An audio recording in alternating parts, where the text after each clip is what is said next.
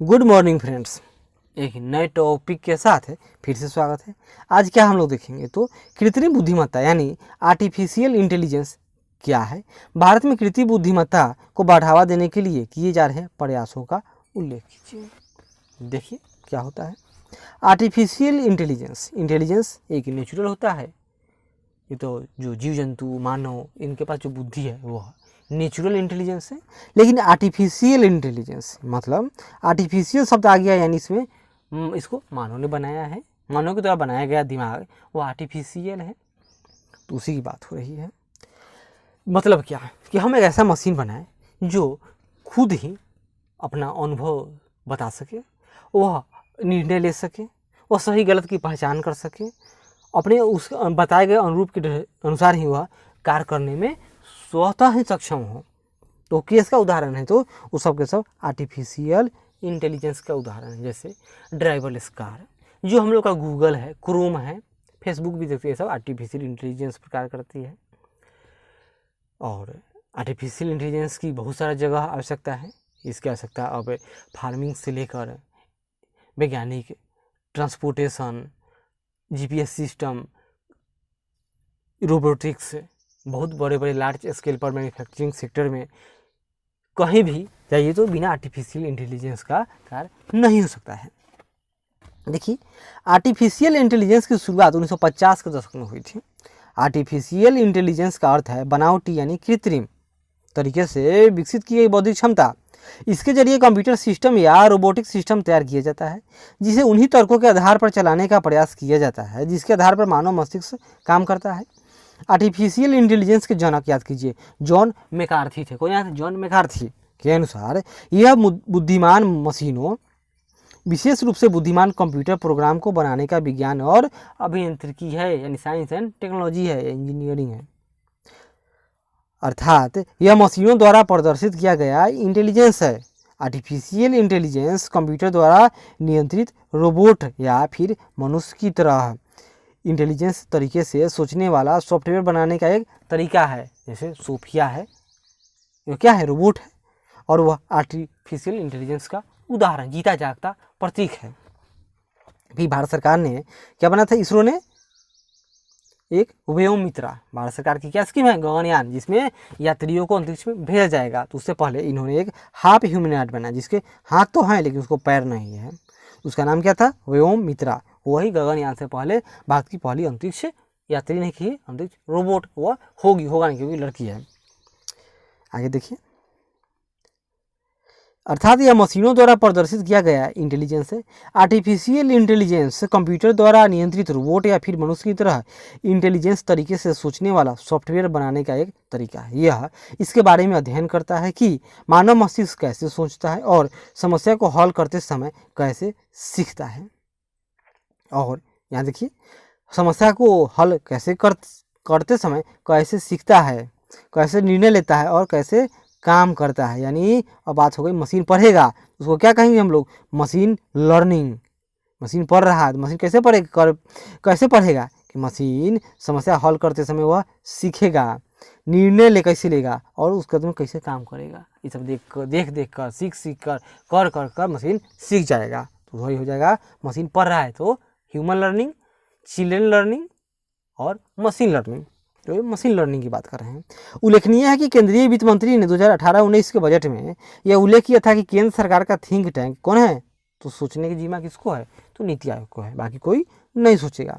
जल्द ही राष्ट्रीय कृत्रिम बुद्धिमत्ता कार्यक्रम, national artificial intelligence programme and NAIP की रूपरेखा तैयार करेगा। इसके पहले चीन ने अपने त्रिस्तरीय आर्टिफिशियल इंटेलिजेंस कार्यक्रम की रूपरेखा जारी की थी, जिसके बल पर वह वर्ष 2030 तक इस क्षेत्र में विश्व का अगुवा बनने की सोच रहा है। तभी तो वहाँ जो जैसे भारत में ANI है, यानी जो रेडियो या टीवी पर जो न्यूज आता है उसके ब्रॉडकास्ट का जो हेड है उसको ANI कहा जाता है।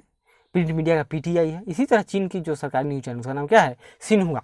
उन्होंने 2 रोबोट तैयार कर दिए और वो लोग क्या करेंगे? एक अंग्रेजी में और एक मंडारिन में न्यूज एंकर बन चुका है।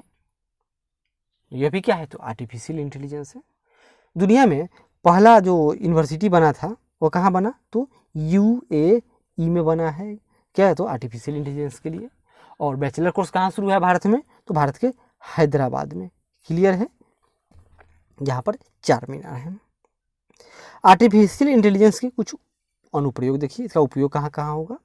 तो आर्टिफिशियल इंटेलिजेंस के ऊर्जा, स्वास्थ्य, शिक्षा, परिवहन, कृषि आदि में अनेक अनुप्रयोग हैं जिनका उल्लेख देखेंगे। जैसे कंप्यूटर गेम हम लोग खेलते हैं, जैसे पबजी है, पबजी तो हम ना खेले लेकिन पबजी पहले हम लोग थे तो टेम्पल रन होता था, स्नेक भी है, वो सब क्या है तो आर्टिफिशियल इंटेलिजेंस है। आजकल लूडो बहुत प्रचलित है। कंप्यूटर गेमिंग, प्राकृतिक भाषा प्रसंस्करण यानी नेचुरल लैंग्वेज प्रोसेसिंग, दक्षता प्रणाली में भी इसका इस्तेमाल होगा। दृष्टि प्रणाली यानी विजन सिस्टम, वाक पहचान स्पीच रिकॉग्नाइजेशन, बुद्धिमान रोबोट यानी इंटेलिजेंस रोबोट आदि उदाहरण है।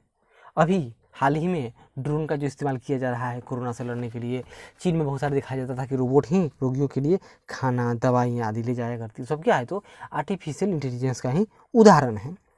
कृत्रिम बुद्धिमत्ता को बढ़ावा देने के लिए सरकारी प्रयास देखिए यहाँ पर।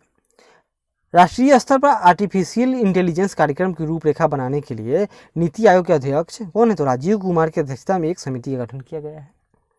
इसमें सरकार के प्रतिनिधियों के अलावा शिक्षाविदों तथा उद्योग जगत को भी प्रतिनिधित्व दिया जाएगा। अब जाएगा नहीं दिया गया, आगे देखिए। वर्तमान बजट नहीं कहेंगे, अब 2018-19 के बजट में सरकार ने 5th जनरेशन टेक्नोलॉजी स्टार्टअप के लिए $480 मिलियन का प्रावधान किया है, जिसमें artificial intelligence, machine learning, internet of things यानी अब जो डिवाइस है इंटरनेट या सोचेगा। जैसे इस इंटरनेट ऑफ थिंग्स क्या है, कोई एक व्यक्ति है, मान लेते हैं ये रात को 9 बजे सोता है, चलिए सोने से शुरू करेंगे तो क्या हो, जब ये 9 बजे अपने बेड पर जाए उससे पहले ही इसके रूम का तापमान जो एसी है वह तापमान कितना कर दे, 24 डिग्री सी कर दे। जो सो जाए तो बाहर की सारी रूम की लाइटें बंद हो जाए, डोर ऑटोमेटिक लॉक हो जाए, इसके मोबाइल क्या हो तो साइलेंट हो जाए। तो यह आर्टिफिशियल इंटेलिजेंस का उदाहरण है। फिर यह जो मैटर ए है, यह सुबह 6 बजे उठेगा और यह तत्काल ही चाय पीता है। तो क्या हो, जो 6 बजे इसी समय चाय इसका बन जाए और एक गर्म चाय एक रोबोट है इसको उठाकर इसके पास पहुंचा दे।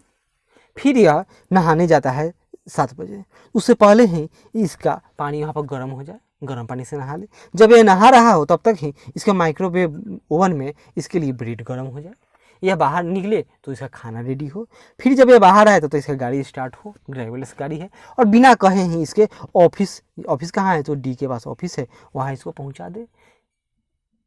तो ये सब क्या है तो ये सब आर्टिफिशियल इंटेलिजेंस में इंटरनेट ऑफ थिंग्स का उदाहरण है। आगे देखिए 3D प्रिंटिंग क्या है। 3D प्रिंटिंग का तो इस्तेमाल अब बहुत सारा देखते होइएगा, बिना सिए हुए जूते आर्टिफिशियल 3D प्रिंटिंग का उदाहरण है। अब बहुत सारे कार कंपनी या इसमें इस्तेमाल करें अपने पार्ट पुर्जों को बनाने में। यहाँ तक कि अब हार्ड हृदय की बात हो रही है, नाक कान स्किन आदि सब क्या तो 3D प्रिंटिंग के जरिए ही बनाए जा रहे हैं। फिर ब्लॉकचेन में हम लोग क्या आता है बिटकॉइंस, लेकिन बिटकॉइन जो एक वर्चुअल करेंसी है वो किस सिद्धांत पर कार्य करता है, उसका नाम है ब्लॉकचेन, यानी ये चेन में कोई इसमें सेंध नहीं लगा सकता है वाली बात है। अब इसी ब्लॉकचेन तकनीक का प्रयोग भी सरकारी बैंक भी अन्य तरह की जो संस्थान है वो सब अपने सुरक्षा के लिए करते हैं। सब क्या है तो ये सब इन कृत्रिम बुद्धिमत्ता का ही तो एक रूप है। इसके अलावा सरकार artificial intelligence, robotics, digital manufacturing, big data intelligence, real time data और क्वांटम कंप्यूटेशन के क्षेत्र में शोध, प्रशिक्षण, मानव संसाधन और कौशल विकास को बढ़ावा देने के लिए योजना बना रही है।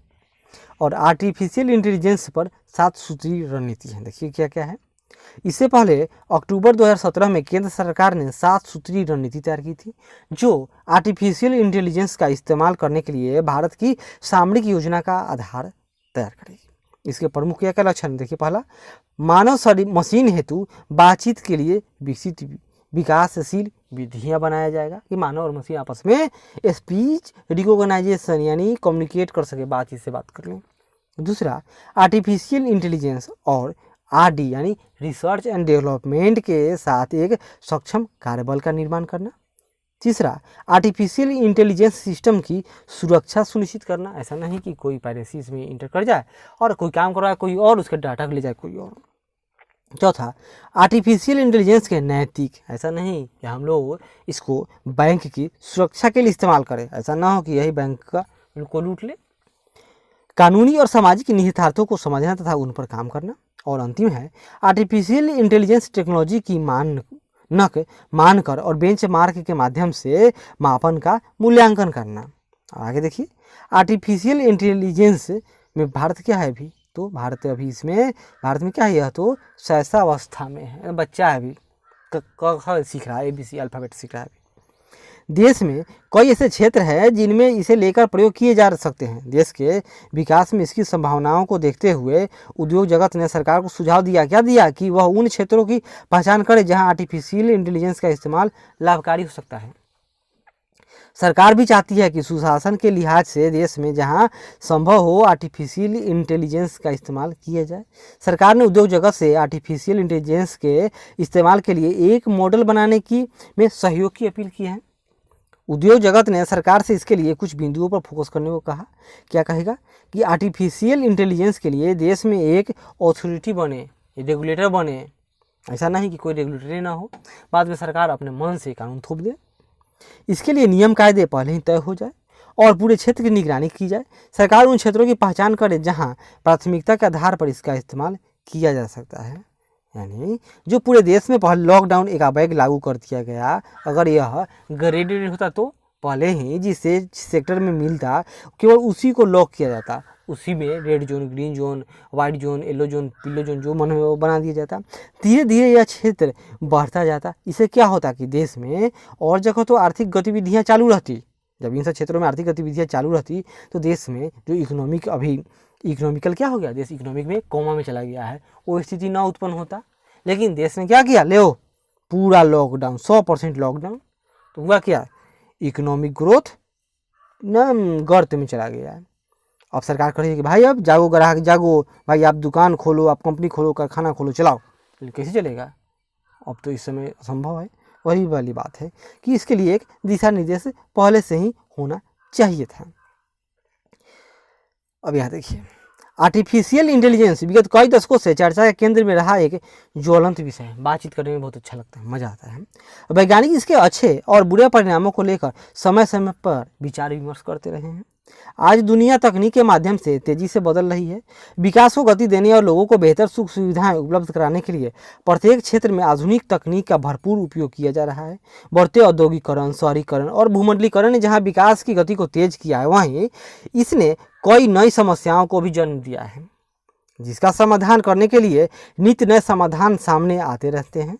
जहां वैज्ञानिक आर्टिफिशियल इंटेलिजेंस के अनेक लाभ गिनाते हैं, वहीं वे यह भी मानते हैं कि इसके आने से सबसे बड़ा नुकसान मनुष्यों को ही होगा। कैसे, क्योंकि एक वह मनुष्य जिसके पास सारे व्यवस्था है, आर्टिफिशियल इंटेलिजेंस या सब कुछ का पासवर्ड है, वह नियंत्रक है, तो यह इस्तेमाल करेगा। एक वह मनुष्य जो आम आदमी है, जो लेबर है, जो सामान्य मिडिल क्लास है, यह उपभोक्ता है, कंज्यूमर है, तो क्या होगा, जो यह इस्तेमाल कर, यह क्लास ए और यह क्लास बी, दो क्लास में मानो विभक्त हो जाएगा।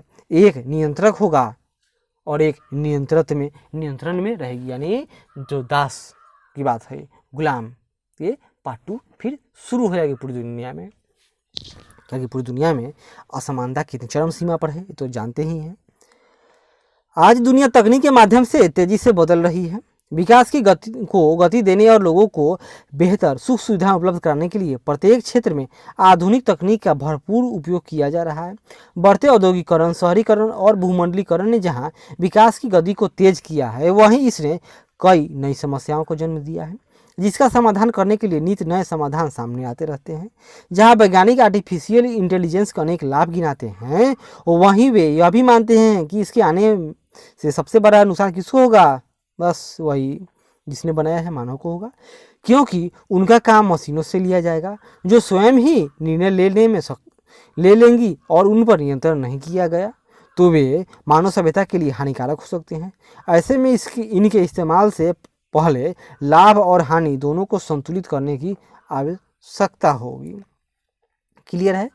तो आज हम लोग क्या देखें? तो आज हम लोगों ने देखा कि आर्टिफिशियल इंटेलिजेंस क्या है और भारत में कृत्रिम बुद्धिमत्ता को बढ़ावा देने के लिए बताइए कि क्या करना चाहिए। तो आशा करते हैं कि अच्छा लगा ही होगा। तो ज़रूर लाइक करें, शेयर करें, कमेंट करें और सब्सक्राइब करें, ताकि हम साथ ही हमारे यूट्यूब चैनल पर ज़रूर विजिट करें। इसी के साथ धन्यवाद। आशा करते हैं कि अगली बार फिर मिलेंगे।